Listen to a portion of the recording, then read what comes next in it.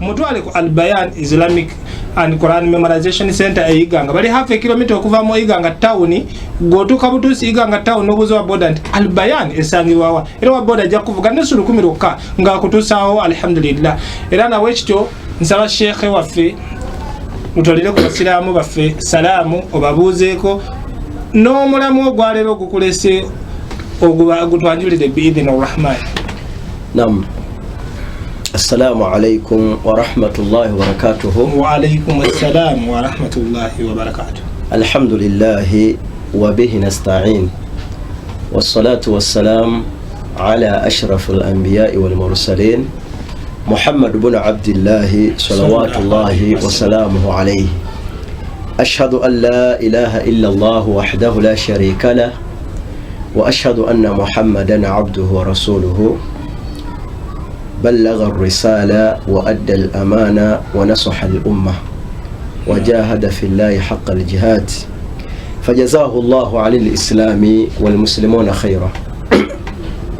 أوصيكم وإياي بتقوى الله وتزودوا فإن خير زاد التقوى بقوله تعالى يا أيها الذين آمنوا اتقوا الله حق تقاته ولا تموتن إلا وأنتم مسلمون. نعم.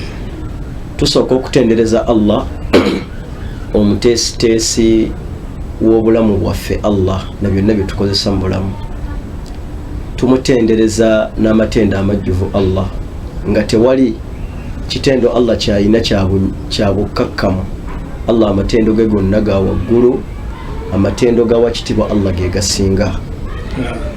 Allah tabaraka wa ta'ala atuyimirizaawo kaseera kaliwo ng'onoonya mulimo nga wallahi togwina osula wa brother wo osula wa sister wo olwaliro Allah akuwadde akalimo okola kaseera kaliwo ng'onoonya mukyala nga tomulaba nga buli gwolaba olaba oba yali badde mukyala wo buli akuyitako olaba wali baddeko kyogamba oba oli awo anaabeera mukyala wo naye Allah okuwankawanka okwo Allah yakukujjako kati olina gw'oyita maama Sulaimaani awaka, olina gw'oyita maama Abdallah ewaka. Alhamdulillah. Era luli wamanyi bwewaddanga eka olumu tewanaabanga na mubiri n'ogwa bugwi teri agenda kukugambako ate amasuuka gagiremu amasuuka n'ogeebakamu ennaku 3 nga togooza ng'ate nakawooza empulira kakyali naye olwaleero osanga amasuuka goozeddwa, obuliri bugolole bukubiddwamu akawoowa alhamdulillah. Bakutegekeddewo amazzi agabuguma genda kunaaba naye luli wanaabangako kebakazaako akabazimbi. Ate seekonguddemu nnyo nze nali waako nnyo. So olwaleero Allah tabaraka wa ta'ala akuwadde gw'oyita mukyalawo, akuwadde bw'oyita abaana bo, mwebaze bi'awnihi tabaraka wa ta'ala. Bi ikhtisar mu bufunze tugenda kubeera nga tutunuulira ensonga enkulu. Ekyamazima abantu tebakyalina mukwano mu maka. Omukyala aba ne bbaawe naye nga amulaba ng'ono omusajja eyatiikirira ennyo ayitibwa kkoni, nga amulabanga kkoni, musajja nga atalumikako takubikako kifuba. Musajja adda ewaka, abaana ne bagwa mu bikopo, omukyala naye n'atuula mu ntebe n'ayeetuuma kugamba ng'okujja kwo kuleesa obunkenke awaka. Ne ku bakyala gye kiri nga ate omukyala wajja ate omusajja yabeera ku bunkenke. Naye ate ku luno osanga omukyala nga yaggamba sirabangako nseko za bba wange, bwajja atunuulira nsobi, lwaki essaati tewagigolodde bulungi, lwaki emmere omunnyu tegwanoze, abaana eddoboozi libeera waggulu. So twagala tutunuulire omuntu gwe tugamba nti yali badde atya mu maka ge shar'iyya, mu mateeka g'eddiini. Ekyamazima okubeera n'ekitiibwa mu maka si bukambwe, okubeera n'omukwano mu maka si ssente nnyingi. Nze mbadde manyaawo ngunjula maka gange bagazza ku layini. Abantu abasinga obungi balowooza okugunjula si bwe kuti bwe kubeera. Ekisookera ddala omukyalo oyo muntu mukulu ayina bye yakula amanyi gye yakulira. Kitegeeza ekyo kyataakuliramu olina kumusomesa kisomese bil ma'ruf. kati nze bwe mbansomesa anti omuyiza ayiga omuyisizaamuko kali eri katuyita akembuya naye ekisookera ddala okumusomesa ya ibaada gyofunamu empeera olw'ensonga nti waliwo ebiseera we bituuka nga ensoma y'omukulu si y'ey'omuto.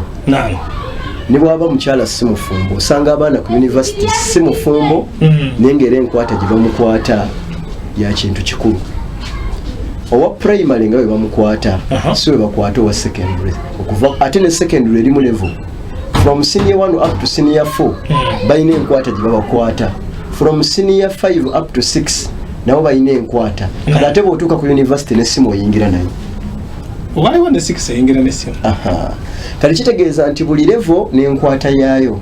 Oyo omukyala oyo omusajja kati wa yunivasite muli ku level omusingo alina kyatategeera naye alina enkwatibwa gyakwatibwa. Omukyala olina engeri gy'olina okukwatamu omusajja n'omusajja olina engeri gy'olina okukwatamu omukyala.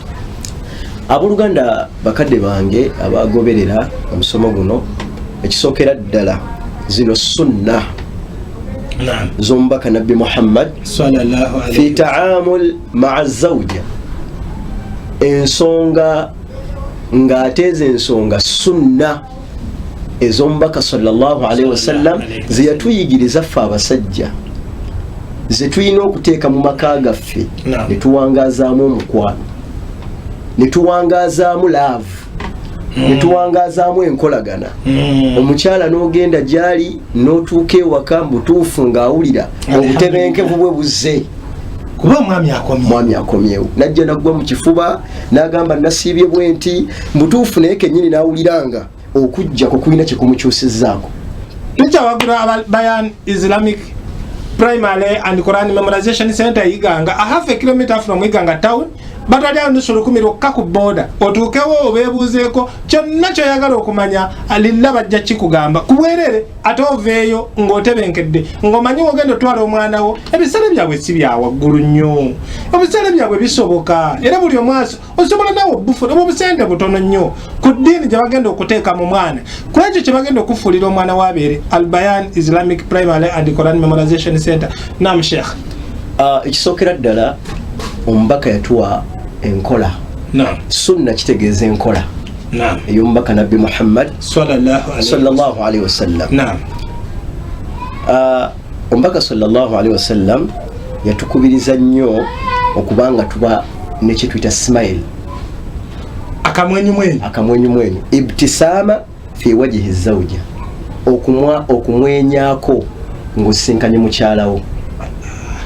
Kugamba otuuse ewaka baako ne kasmile, baako n'akamwenyumwenyu, akanasikiriza munno si kugenda ng'olinga ng'omuntu jju, naye n'otuuka mu nju n'osooka n'oluma emba zobadde toluma ng'oli eri, n'oluma amaaso ne gamyuka n'omutunuulira ng'oweesooza. Omukyala n'atandika n'anoonya ne waatandikira okugamba nti mukwano nategeseeyo akatunda nga mu butuufu talina waatandikira. Naye obusiraamu butukubiriza al ibtisaama fi wajhi zawja, okumwenyaako ng'oli ne mukyalawo n'oteekako feesi, wajhi taliq, feesi ey'essanyu, feesi ey'okulaga nti omwagala, feesi ey'okulaga nti akusanyusa n'omukyala bwe buli baawo bwajja seekadde niye tuwambye ogenda okudda ng'olina situleesi. Kati ekyo mba nkikolera ntya? Nkomyewo banyiizizza tebansasudde, oluusi banvumyevumye ku mirimu, kati mba nkola ntya? Omubaka sallallahu alaihi wasallam yagamba la nattabi'u hawaana, tetugoberera kwagala kwaffe, nattabi'u ar-risaala, tugoberera obubaka, nattabi'u sunna, tugoberera enkola. Stress omubaka yali akimanyi nti ojja kuba nazo. Mbaka sallallahu alaihi wasallam yagamba tabassimuka fi wajhi akhika laka sadaqa, rawahu Tirmidhi. Fakaifa idha kanat zawjatuka, okumwenyaako obumwenya mu kyenyi kya mugandawo omusiraamu sunna, ofuna sadaqa, Allah akuwa mpeera za kusaddaaka. Bwenkusanga nenkutolera salaamu nga ndi musanyufu, Allah akuwa mpeera za kusaddaaka. Ate nga twakisoma nitugamba nti kullu muri'in fi dhilli sadaqatihi yawma al-qiyama, buli muntu yenna agenda kubeera wansi wa sadaka ya yawmal qiyama siza nti Allah ajja kuteeka ne mu kisiikirize ky'okumwenyako ekitegeeza nti kati sheekh ekyoli kuŋŋamba nti buli muganda wange mu busiraamu buli wa luganda lwange yenna gwe nsisinkana buli ne mumwenyeza ne mubuuzaako ne musanyukira eyo saddaaka ndigisanga ku yawmal qiyama kabeere nga si musiraamu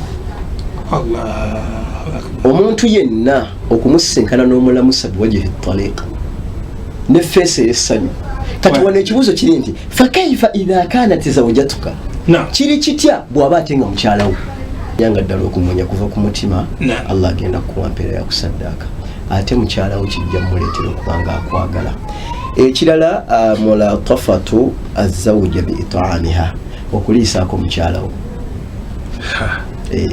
okuliisaako mukyalawo ng'oyimiddemu awo katono omukyala okubeera nga afumbye akamere n'amala okukafumba oba kyannyanja oba nnyama oba ekintu kyonna n'omuyita nti mukwano semberako oba hani mukwano amannya ago agali mashuruu agakkirizibwa mu ddiini tokkirizibwa kuyita mukyalawo mami omukyala tokkirizibwa kuyita bbaawo dadi ebyo ebitiibwa byasigalira ku maama ku taata ofuna omusango munene okuyita bbaawo dadi oba kitange oba taata oba n'oyita mukyalawo mami tekikkirizibwa muyite hani muyite dadisi muyite byonna by'omuyita switi kamondo oba switi kigaji oba kasota muyita mbuzi so byonna ebikakasa omukwano gwammwe amannya ge mwewa muyite muliiseeko nalongo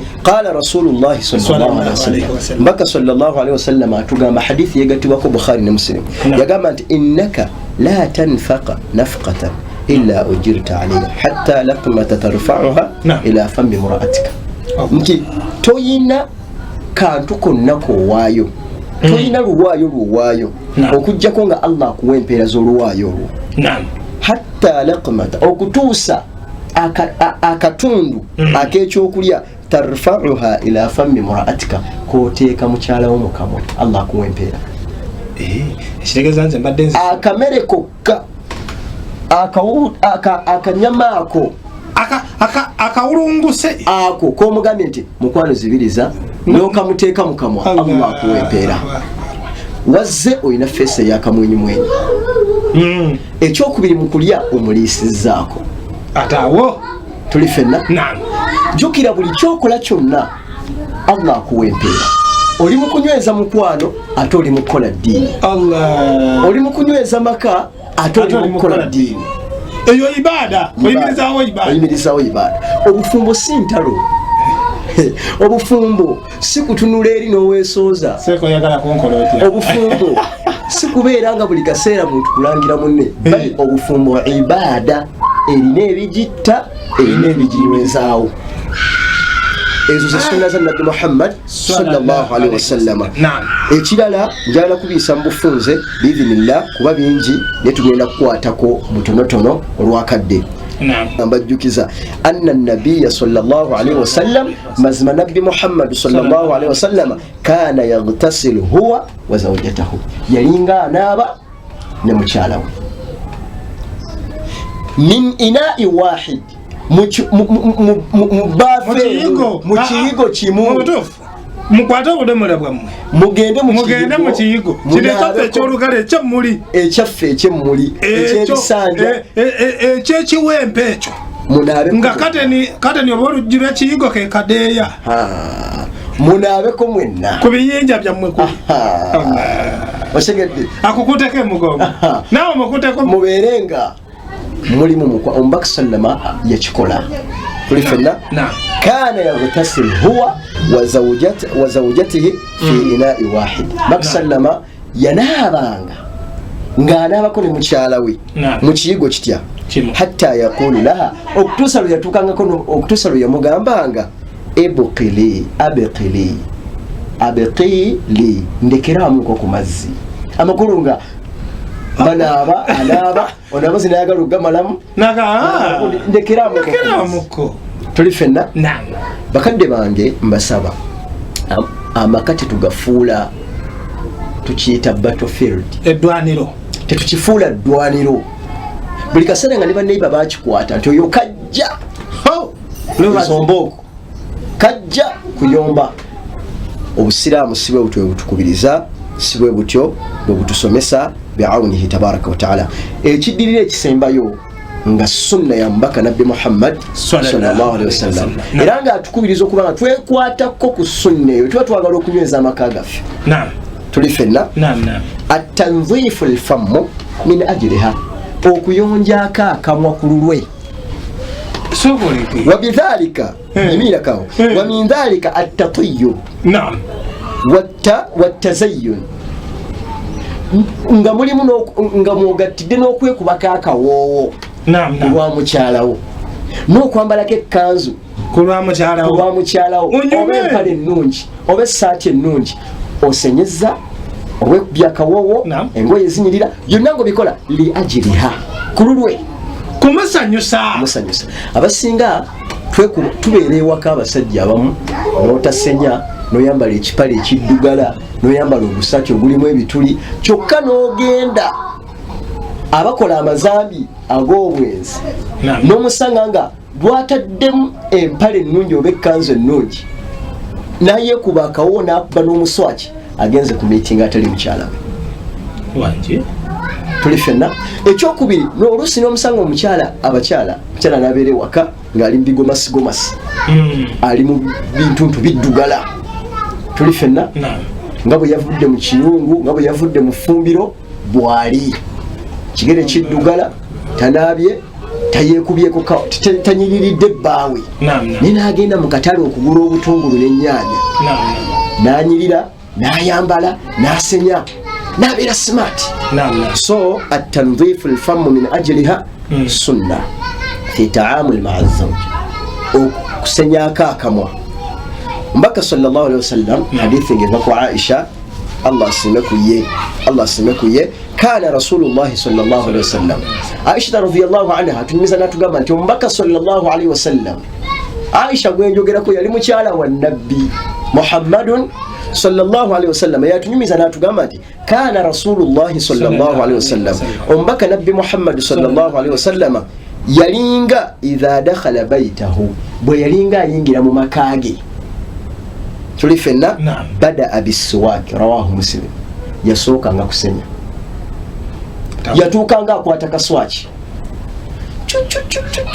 akamaka kavemu akawowo nga alhamdulillah. Omukyala atuuka okujja gy'oli nga ddala akawowo k'omukuba nti mukwano nasibye enkumi nsinga nga tekamuzza mmeeme. Mbaka sallama yayingiranga mu makage bada abisiwa bada abisiwaki, yasookanga kusenya kamwa.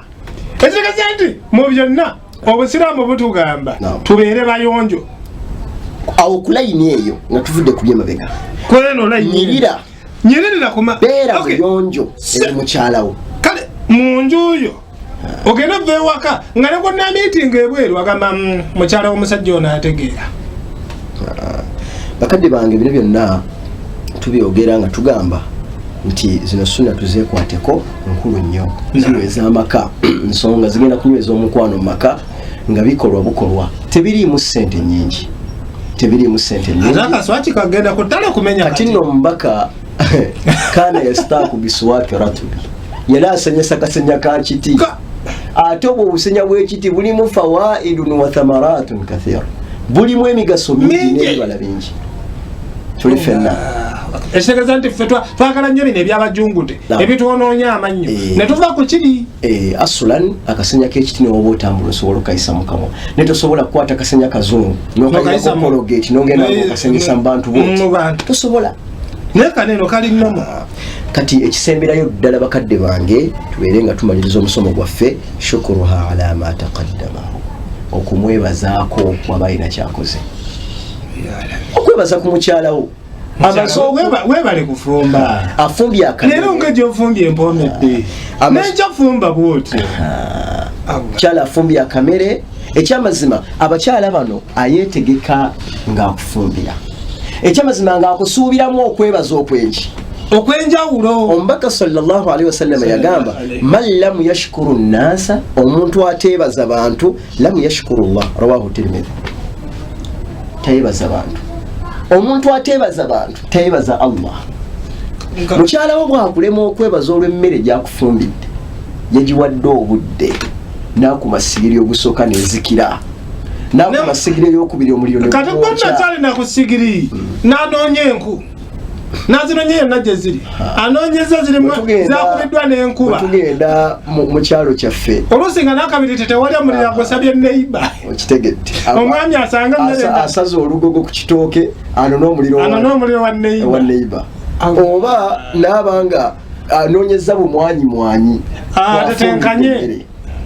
Wallahi nojja n'ogiryanga mubbi emmere nga ne bisimillah togisomye, nokola netakabbulu n'ogattako netakabbulu egamba nti ye nga teyawoomye. La ilaha illa Allah. Onsunsula shukruha onsunsula sokolekeseeka oba oli nawe wali otudde nogamba nti Ibrahimu ono kamutetenkanye. Mukadde wange Qur'an byonna biri mu Busiraamu. Amaalumaati gonna, okumanya kwonna, irimu yonna eri mu Busiraamu. Nannyiniyo Allah, nannyini yaani Allah. Bw'abanga Allah ye nannyini byonna ebiri mu Busiraamu ng'ate ye yakutonda amanyi nnyo akutegeera nnyo, ky'oba olabanga buli omumanyi yenna ky'asomesa ali ku mbeera zange, ali ku mbeera zo. Kati mukyala wo yiga okumwebazaako ne bw'aba kaakoze katono. Mahusina neyanziza alhamdulillah barakallahu fi. Waliwo olwebaze nebaza za bika bingi. Neyanziza si kwe kwebaza kwokka.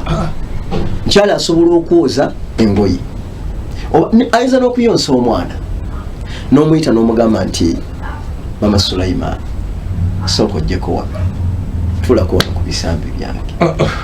Nomala omugamba n'omuganda naye mukwano nkubulire leero nkusaba okkirize nkwebaze, n'okwata ekirabo oba kyakasente swiiti ono wa green ono w'ekikerenda kimu, n'okwata kaswiitiko n'omugamba mukwano ku ngoye z'oyozezza alhamdulillah wallahi zitukudde kyovulaba nga nkwagala nnyo, n'okwata kaswiiti n'okamuwa. Emmere n'agifumba wasoose muliisaako, ate n'wamala okumuliisaako bw'ogimazeewo n'okomba n'essuwaani, kuba okkomba essuwaani ninsuna ne rasulillahi sallallahu alaihi wasallam. Muganda wange tolekangawo mmere n'oweetenda okuba nti oli wa kitalo nnyo, eyo si nkola. Lye emmere gimaleewo. Ekisinga okumalawo amaanyi ku nsonga y'okulya, abasajja abamu tulyaza amaanyi abakyala n'abaana. Ffe tuba n'obusente mu nsawo abasajja. Omukyala waba badde takola, abakyala batetera kukola tebatera nnyo okuba na ssente mu nsawo. Naye omusajja ogenda mu tawuni n'oyita awali ekirenge Morokoni, n'olya ekirenge ng'ojjuziza essuwaani, bakutereddeko lumonde ne muwogo omufumbe, oluusi bongereddeko ne balugu. Allahu akbar. N'olya n'ojjuza olubuto, ewaka waliseeyo mukene waliko obuto walekedde siringi 14, abaana bali 5, gw'olidde ekirenge kyo, nodde ewaka nga mukene bamufumbye bayiyeemu mazzi ne muwogo gwe batetenkanyizza. Bwe nojja ne bakuwaawo emmere n'okitunulira bw'oti nga we bajjagala kirenge n'olyako nze ndyako katono, nga gwe bakumanya olya katono naye ng'owazzenamu kkuto kuvawa, n'omutyoboola n'omulangira obwavu n'omulangira obutakukolera byoyagala mu budde. Oluusi nga bigaana bugaanyi nga naawe embeera ebiremesesa okikola ki ogimanyi. Eyo embeera ey'okutyoboola ey'okunyumya ku taata w'abaana nga taliiwo ng'omukkakkanya mu bantu, ne muwalawo bw'anaafumbirwa byagenda okukola amakulu. Omukyala empisa gy'oyisaamu bbaawo, mutabani wo mukyala we y'empisa gyegenda muyisaamu. Omusajja empisa gy'oyisaamu mukyala wo, muwala wo bbaawe empisa gyagenda omuyisaamu. Kati muwala wakubira agambe taata omusajja nkuba buli kyenkola talina kyalaba, ojjukira akatambi naawe mukyala wo nga byali akola wali tobiraba. Ekyafaayo nalirese ekyafaayo awo naye sigenda kireeta. Bye tukola birondoola, bye tukola bigoberera. Gwe omukyala empisa gy'oyisaamu bbaawo n'omusensula n'omufuula ekitaliimu makulu ekisassalala ne mutabani wo bw'anaawasa, omukyala gw'agenda okuwasa ajja muyisanga bw'oyisanga kitaawe. Kati mutabani wakkubire agambe maama omukyala yanvumye yanzikakanyizza, naawe ojjukire bye wakolanga bbaawo. Nsonga mpitirivu naye ala hasbil awqat, kusinziira ku biseera insha Allah tabaraka wa taala katukomaawo biidhnillah. Subhanaka Allahumma wa bihamdik ashhadu an la ilaha illa anta astaghfiruka wa atubu ilaik. Assalamu alaykum wa rahmatullahi wa barakatuh.